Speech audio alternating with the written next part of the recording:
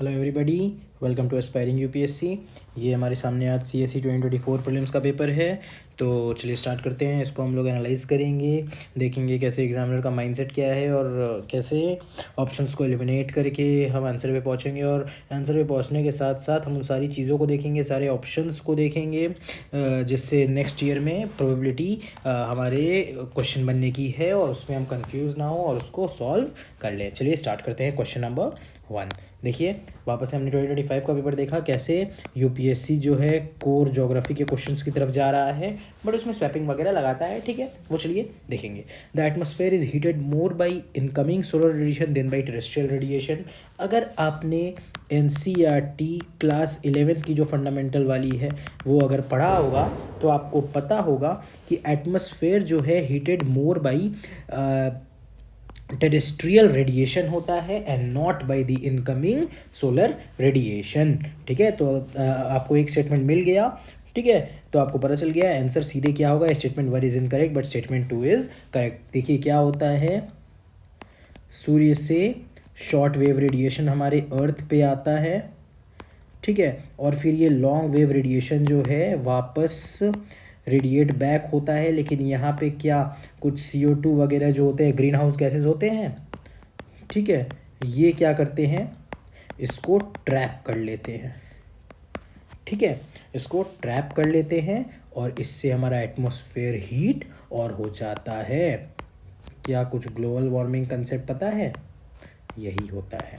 ठीक है, इसीलिए बोला जाता है कि ग्रीन हाउस गैसेस को रिड्यूस किया जाए। ठीक है, तो चलिए ये आपको समझ में आ गया। नेक्स्ट क्वेश्चन की तरफ आगे बढ़ते हैं। Thickness of the troposphere at the equator is much greater as compare to the poles and at the equator heat is transported to great heights by strong convectional currents. ठीक है, देखा जाए ये पहला स्टेटमेंट बिल्कुल करेक्ट है कि जो याद रखिए थिकनेस ऑफ द ट्रोपोस्फेयर है, it varies according to the latitudes, it is maximum at the poles है और it is least at the maximum at the equator है और लीस्ट एट द पोल्स है।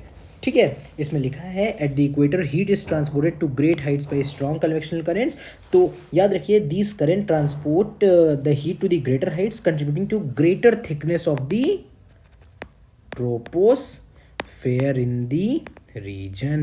तो सीधी सी बात है, इसका आंसर क्या है, both statement 1 and statement 2 are correct and statement 2 explain statement 1। देख रहे हैं कैसे ज्योग्राफी में कोर की तरफ यूपीएससी घुस रहा है। ठीक है, चलिए देखिए नेक्स्ट है क्या, how many of the products of volcanic eruptions. ये वापस से रिपीटेड क्वेश्चन है। वोल्केनिक इरप्शंस के ऊपर यूपीएससी पहले भी सवाल पूछ चुका है। इसका सीधा सा आंसर है ऑल 4, क्योंकि हम कुछ अगर मान लीजिए ये नाइट्रोजन कंपाउंड्स 0.01% में भी निकल गया तो भाई ये तो इसका आंसर हो जाएगा ना। इसलिए ये चारों चीज़ वोल्केनिक कंपाउंड्स के प्रोडक्ट्स हैं। अब याद रखिए वोल्केनिक इरप्शंस जो होता है उसमें बेसिकली 3 चीज़ निकलते हैं। एक तो गैसेस कंपाउंड निकलते हैं, दूसरा लावा निकलता है और तीसरा टेफ्रा निकलता है। अब आपको पता नहीं होगा टेफ्रा क्या होता है, याद रखिए ये टेफ्रा जो होता है ये solid fragments of all sizes होता है। जो सॉलिड फ्रेगमेंट्स निकलते हैं ना उसको बोलते हैं टेफ्रा। गैस तो अपना गैस हो गया, लावा जो है मोल्टेन स्टेट हो गया और टेफ्रा सॉलिड फ्रेगमेंट्स को क्या बोलते हैं, आपके टेफ्रा बोलते हैं। ठीक है, अब देखिए 2-3 चीज़ याद रखिएगा। वोल्केनो के कुछ इंट्रूसिव फीचर्स होते हैं और कुछ एक्सट्रूसिव फीचर्स होते हैं। इंट्रूसिव में जैसे बैथोलिथ हो गया, ठीक है, एक्सट्रूसिव में जैसे पैरासिटिक कोन्स हो गया। तो ये सारे आपके एनसीईआरटी में दिया है, आपका होमवर्क है, इसको आप अच्छे से पढ़ लेंगे क्योंकि हो सकता है अगली बार पूछ दे। कोर ज्योग्राफी की तरफ जा ही रहा है, हो सकता है अगली बार पूछ दे कि भाई इंट्रूसिव फीचर्स कौन से हैं और एक्सट्रूसिव फीचर्स कौन से हैं। ठीक है, चलिए नेक्स्ट है आइजोथर्म्स के ऊपर क्वेश्चन। क्या कुछ 2025 में इसके ऊपर एक रिपीट क्वेश्चन आया है? देख रहे हैं कैसे इसी को बोलते हैं रेपिटेशन। चलिए देखिए, इसमें बोल रहा है the isotherms deviate to the north over the ocean and to the south over the continent. ठीक है, next the presence of cold ocean currents Gulf Stream and North Atlantic Drift make the North Atlantic Ocean colder and isotherms bend towards the north. ठीक है, चलिए पहला statement तो correct है, लेकिन हाँ दूसरे स्टेट में अगर हमें गलती देखना है तो अगर आपने पढ़ा है कुछ करेंट्स के बारे में, ओशनिक करेंट्स के बारे में, तो आपको पता होगा कि गल्फ स्ट्रीम जो है ये वार्म करेंट है, ठीक है। और सीधी सी बात है, अगर एक वार्म करंट है तो वो किसी के कॉन्टिनेंट के या उसके लैंडमास के पास से गुजर रही है, तो क्या वो उसको वार्म इफेक्ट देगी या कोल्ड इफेक्ट देगी? ऑब्वियसली वार्म करंट है तो उसको वार्म इफेक्ट देगी ना, तो ये कोल्डर कहाँ से आ गया? तो इसलिए हमारा सेकंड स्टेटमेंट गलत हो गया। स्टेटमेंट 1 इज ओनली करेक्ट, ठीक है। अब ये देखिए ये क्या करती है, इसको वार्मर कर देती है एंड इसके कारण आइसोथर्म्स बेंड टूवर्ड्स कहाँ, नॉर्थ नहीं, ये बेंड टूवर्ड्स साउथ हो जाते हैं। याद रखिएगा ये जो आइसोथर्म्स होते हैं they are generally parallel to the latitude है एंड इनका जो deviation from the general trend है that is more pronounced in January than in July, especially in the northern hemisphere, ठीक है। चलिए इसी के साथ आगे बढ़ते हैं। Which of the following countries are well known as the 2 largest cocoa producers in the world? इसका आंसर देख लेते हैं पहले। याद रखिए इसका आंसर है कोटे डिवोयर एंड घाना।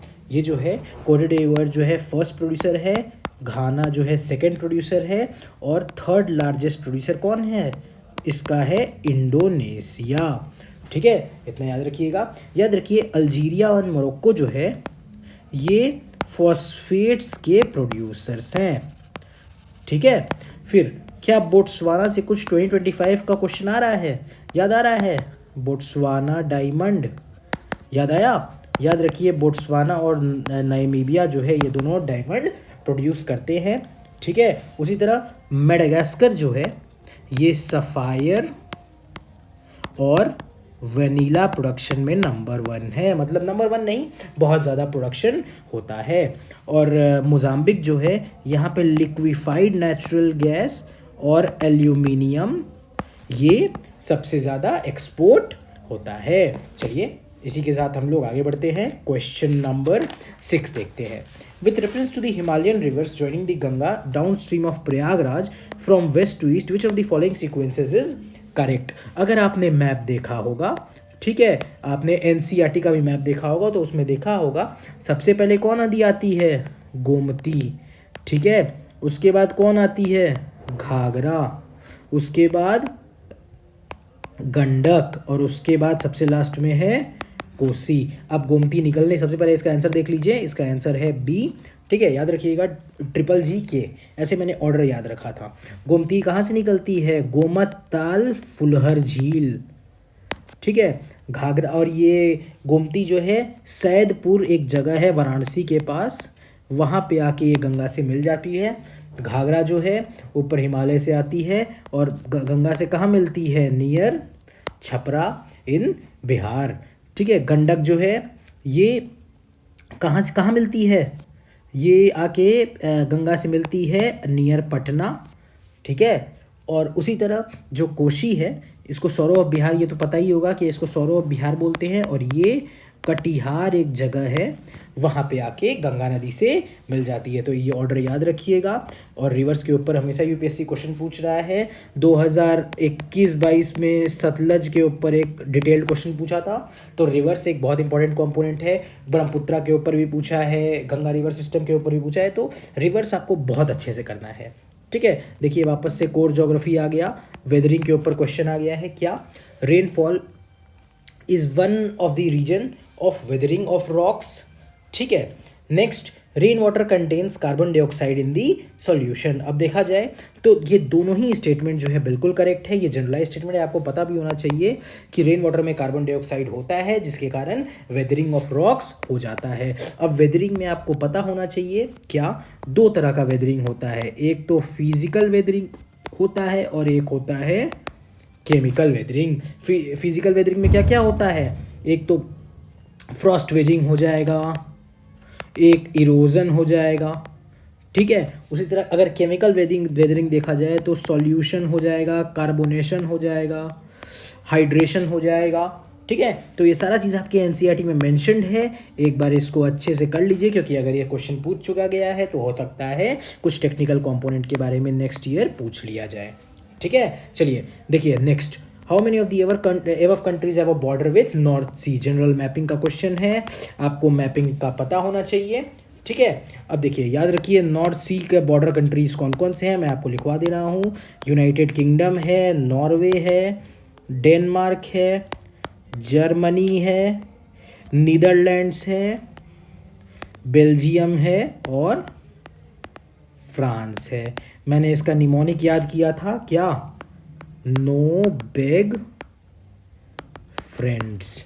ठीक है, Norway, Belgium, England, Germany, France, Netherlands, Denmark और ये डेनमार्क, ये ऐसे मैंने नो बिग फ्रेंड और डेनमार्क, ये इसका निमोनिक मैंने याद किया था। तो आप लोग भी इसको याद कर सकते हैं, इससे आपको रिलेटिवली एग्जाम में इजी पड़ेगा याद करने को। साथ ही साथ अगर नॉर्थ सी के बारे में पूछा है तो 2-3 सी के बारे में आप लोग को याद रखना ज़रूरी होगा।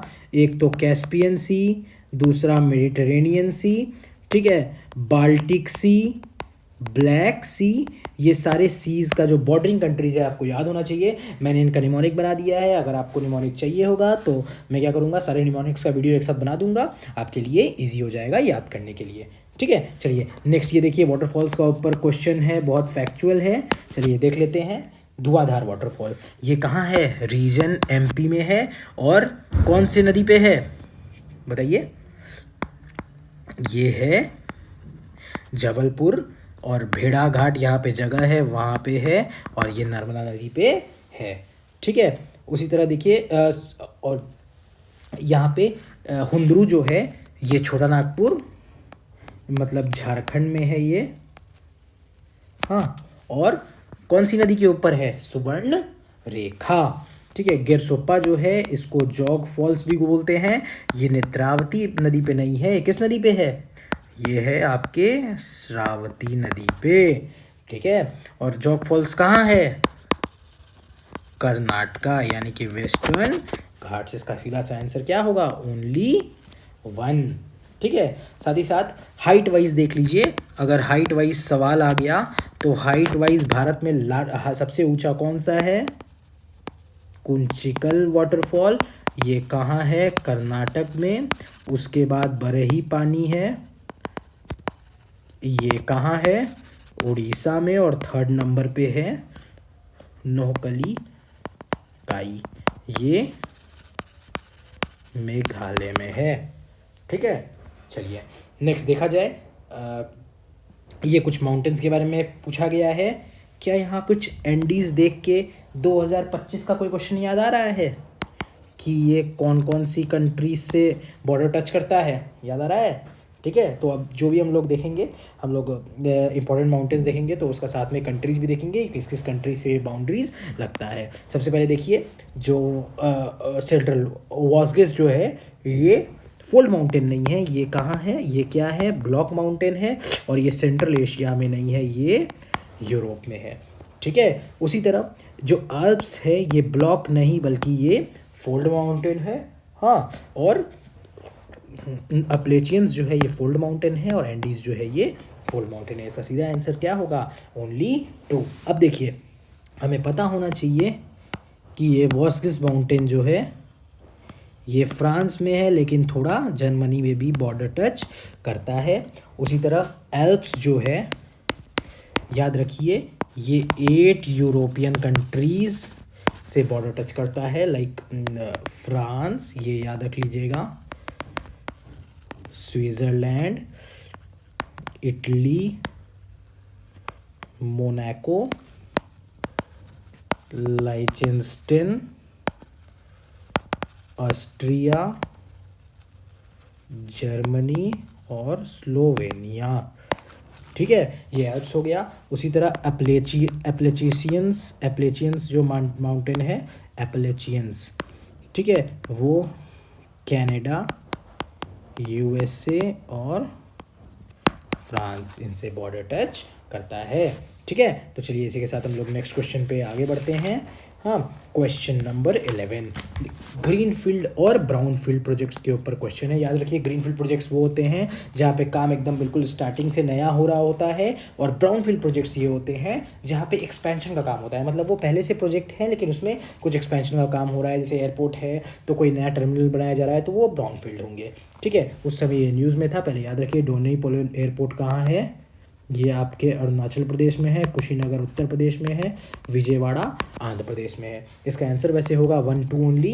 क्यों? क्योंकि विजयवाड़ा में जो था ये एक नया टर्मिनल बनाया जा रहा था। अब देखिए 2025 में सॉरी 2025 में मैंने रिसर्च किया, कुछ नए ग्रीनफील्ड एयरपोर्ट्स बन रहे हैं। जैसे नवी मुंबई में एक एयरपोर्ट बना है, और कोटा जो बूंदी है वहाँ पे भी एक प्रपोज्ड एयरपोर्ट है। ठीक है, बट एक ब्राउन फील्ड एयरपोर्ट पे भी काम चल रहा है जो पटना के पास बिहटा है।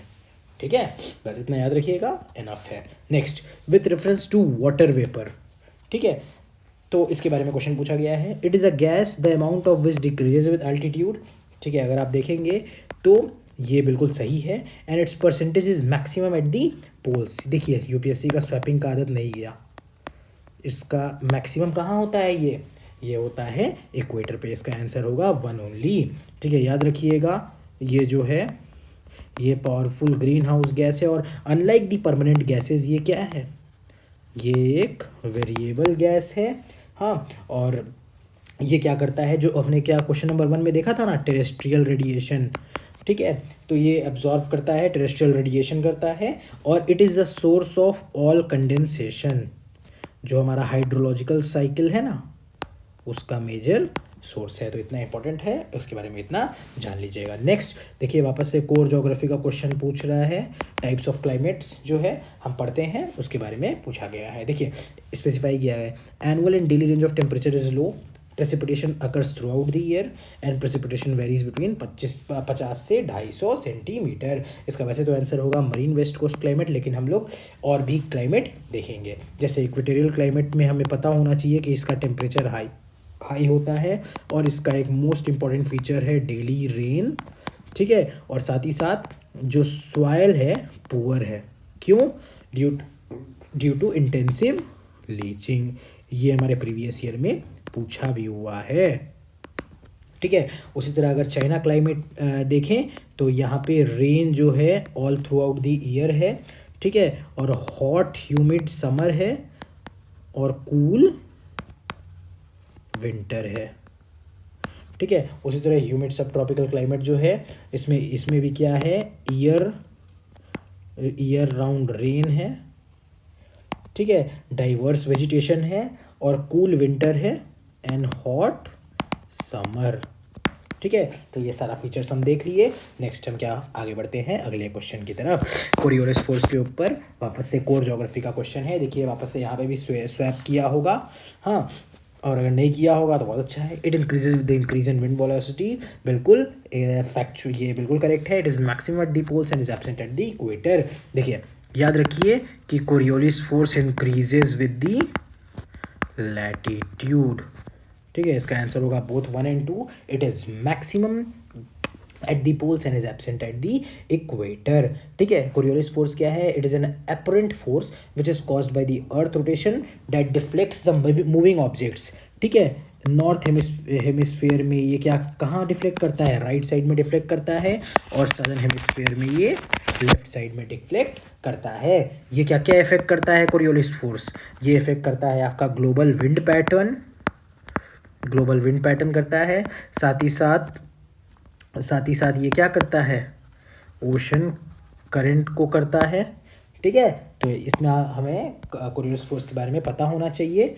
ठीक है, चलिए इसी के साथ आगे बढ़ते हैं नेक्स्ट क्वेश्चन की तरफ। On 21 June every year which of the following altitude experiences a sunlight of more than 12 hours. अगर देखा जाए तो ये 2019 का क्वेश्चन इसी पैटर्न पे रिपीट किया गया है। ठीक है, 21 जून के बारे में उस समय भी पूछा गया था, वैसे ही यहाँ पे भी रिपीट किया गया है। ठीक है, तो sunlight of more than 12 hours कहाँ होता है? एक तो ट्रॉपिक ऑफ कैंसर, दूसरा आर्कटिक सर्कल। इसका सीधा आंसर होगा 2 और 4 ओनली। और जून 21 को हम लोग क्या मनाते हैं? International yoga day. आप लोग इस बार 2025 का थीम मुझे कमेंट में बता देंगे, क्योंकि यूपीएससी हो सकता है 2026 में पूछ दे कि 2025 में जो योगा डे हुआ था उसका थीम क्या था। चलिए ठीक है। Next, one of the following region is the world largest tropical peatland which hold about 3 years worth of global carbon emissions from fossil fuels and the possible destruction which can exert detrimental effect on the global climate. Which one of the following denotes that reason? ठीक है, अब देखिए यहाँ पे 4 basin के नाम दिए गए हैं। आंसर तो चलिए इसका होगा कॉन्गो बेसिन, लेकिन हमें यहाँ पे रुकना नहीं है, हमें पता होना चाहिए ये चारों बेसिन्स के बारे में। सबसे पहला क्या है? Amazon basin. याद रखिए अमेजोन बेसिन जो है ये एक लार्जेस्ट रेन फॉरेस्ट है, ठीक है। और इस बेसिन में जो कंट्रीज आते हैं उसके नाम जानना बहुत ही इंपॉर्टेंट है, क्योंकि आप देख रहे हैं यूपीएससी पूछ ले रहा है। तो Brazil, Bolivia, Cambodia, Ecuador, Guyana, Peru, Suriname,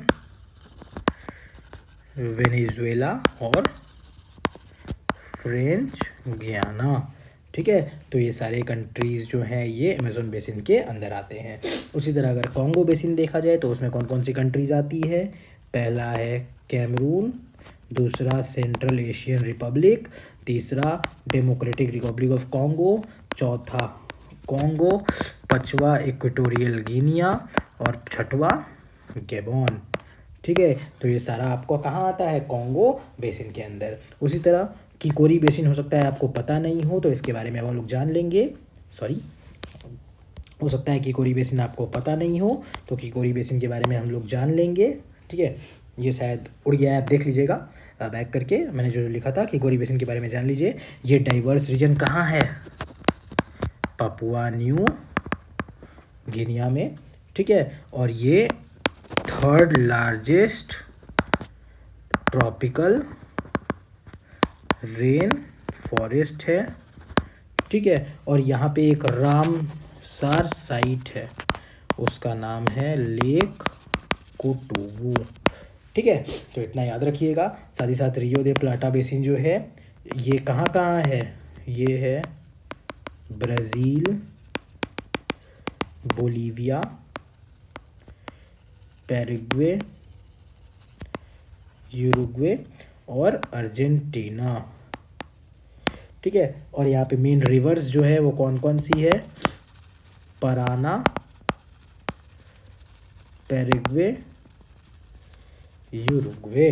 ठीक है, तो चलिए इतना इंपॉर्टेंट है। हम लोग नेक्स्ट इसके साथ आगे बढ़ते हैं। अगला question, with reference to perfluoroalkyl and perfluoroalkyl substances that are used in making many consumer products, consider the following statements.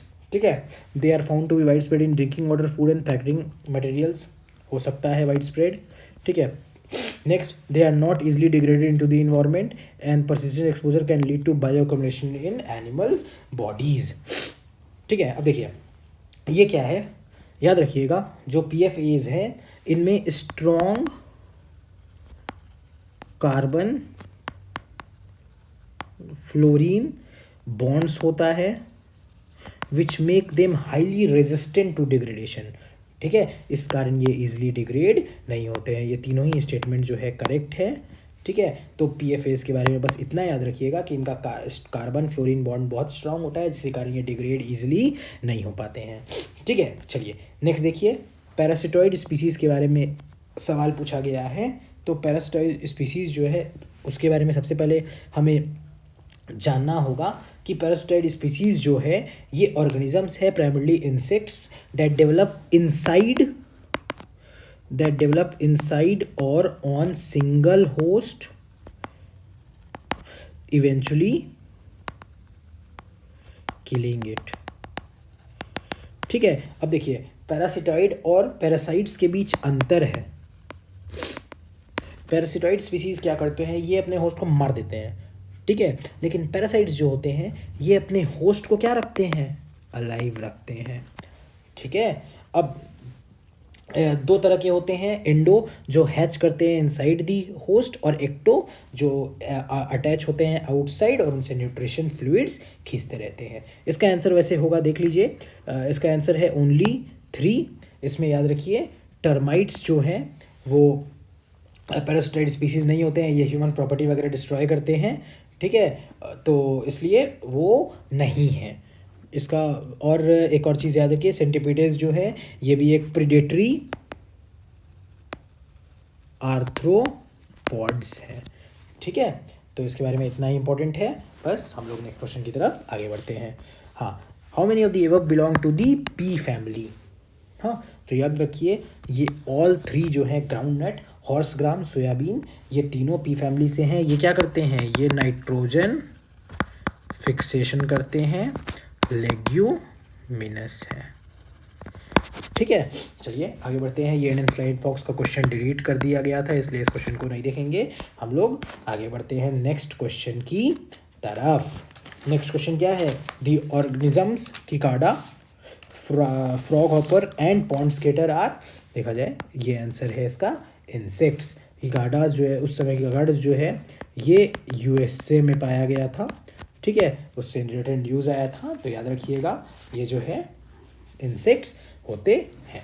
चलिए next, many chewing gums found in market are consider source of environmental pollution, generalised है, हो सकता है कई variety के chewing gum पूरे world में मिल रहे हैं, कोई ना कोई तो भाई हो सकता है पॉल्यूशन का कारण बन सकता है, ठीक है। नेक्स्ट जो है, many chewing gum contains plastic as gum base, तो हो सकता है भाई, और ये भी रीज़न भी हो सकता है एक तरह से एनवायरमेंट पोल्यूशन का, ठीक है। गम बेस है तो भाई ये प्लास्टिक है तो ये डिग्रेड नहीं होगा, नॉन बायोडिग्रेडेबल है, ठीक है, तो ऑब्वियसली फूड चेन में चल जाएगा, हमें इफेक्ट करेगा, बायो एक्यूमुलेट हो जाएगा, तो इसलिए ये both statement 1 and 2 are correct and they explain.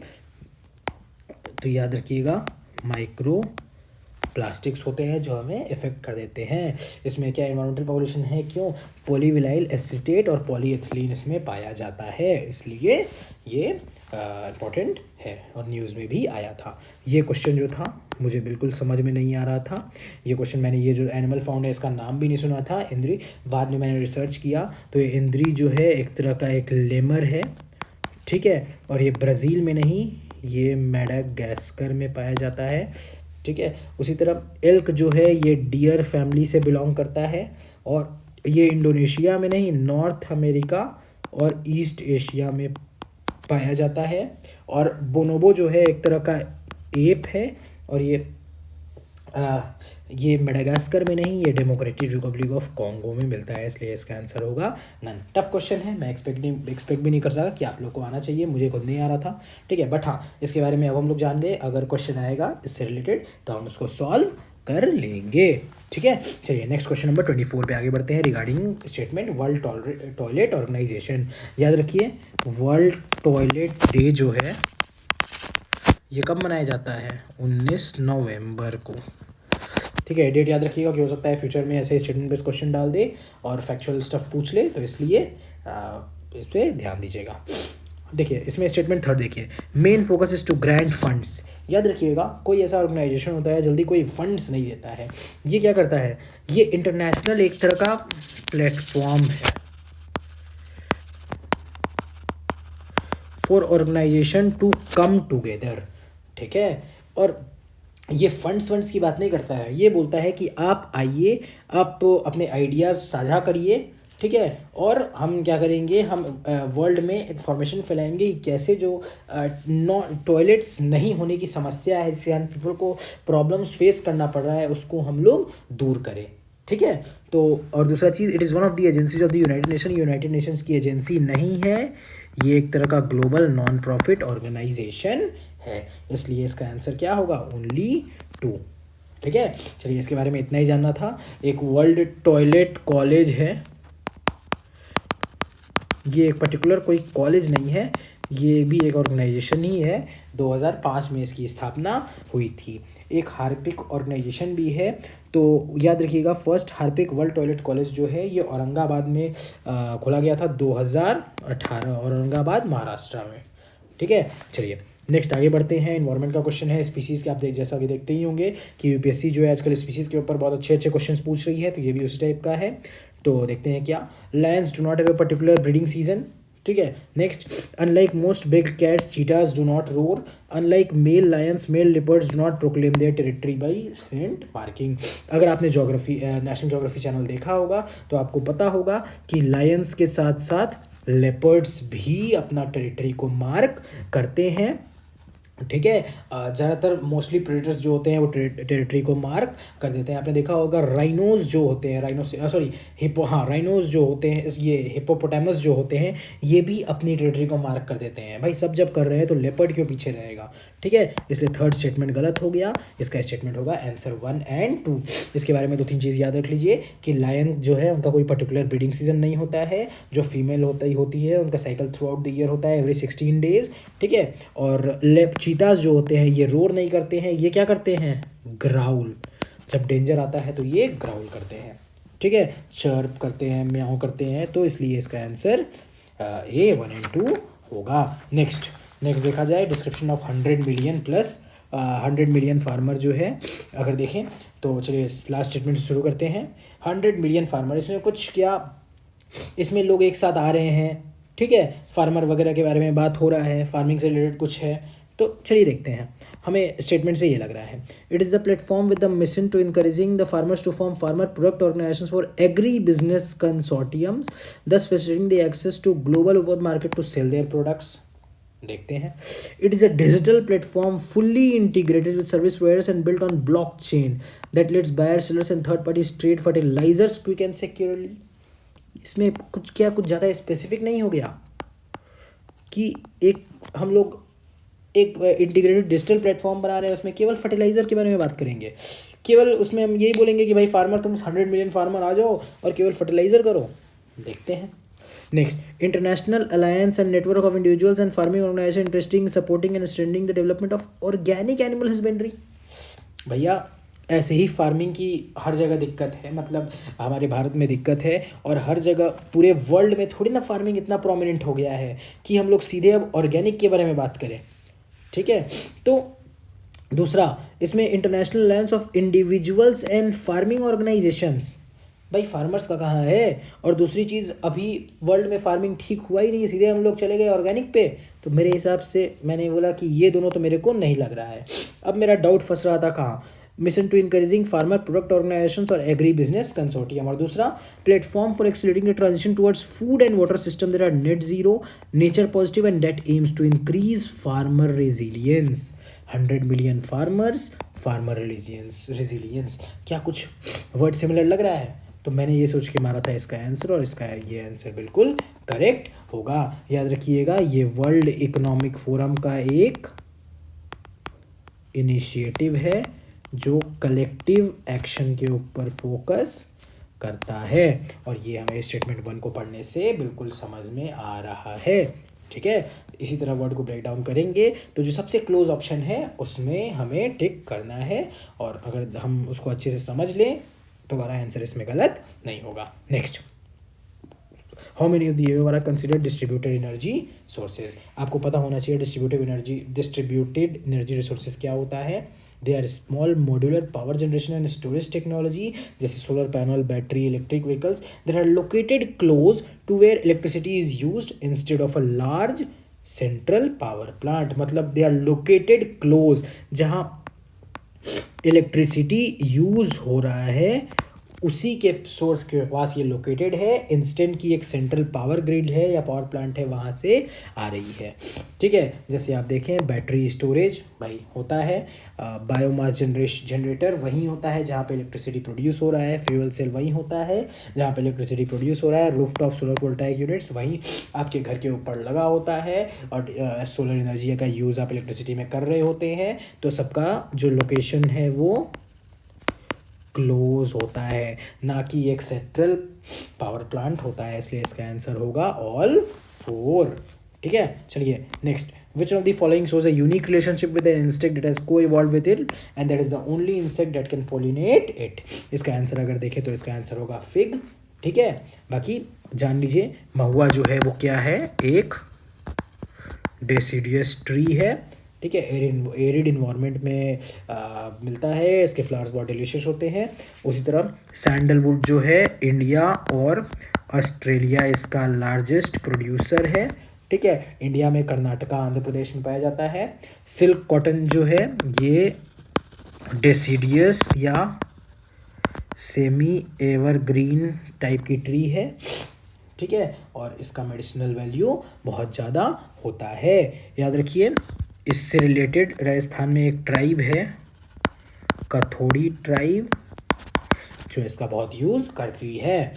ठीक है, बस इतना याद रखिएगा। Next, how many of the above have poisonous species among them? Butterflies, fish, frogs. अरे भैया, दुनिया में इतनी स्पीसीज है, कोई एक पॉइजनस तो हो ही सकती हैं, बट याद रखिए एक मोनार्क बटरफ्लाई है जो कि पॉइजनस स्पीसीज होती है। उसी तरह फिश में देखा जाए तो एक पफर फिश है जो पॉइजनस होती है। उसी तरह फ्रॉग में देखा जाए तो एक गोल्डन फ्रॉग है जो most poisonous frog on the earth है।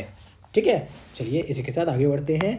क्या ये क्वेश्चन देख के आपको कुछ 2025 का क्वेश्चन याद आ रहा है कि कौन सा ऐसा जो फ्रूट्स था या आइटम्स था जो पोर्चुगीज़ लेके आए थे? याद आ रहा है? तो इस तरह देख लीजिए, इसका आंसर क्या होगा? Cashew, papaya. रेड सैंडर्स जो है ये भारत का नेटिव है। नेटिव कहाँ? ईस्टर्न घाट्स। लाल चंदन पुष्पा, कुछ याद आया?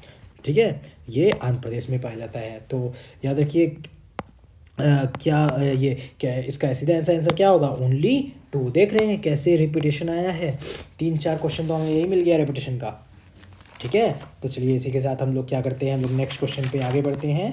क्वेश्चन क्या है? With reference to the radioisotope thermoelectric generators consider the following statements. सबसे पहले आपको पता होना चाहिए कि radioisotope thermoelectric generators क्या होता है। ये पावर सोर्स है जो कन्वर्ट करता है heat from radio active decay into electricity using an array of thermocouples.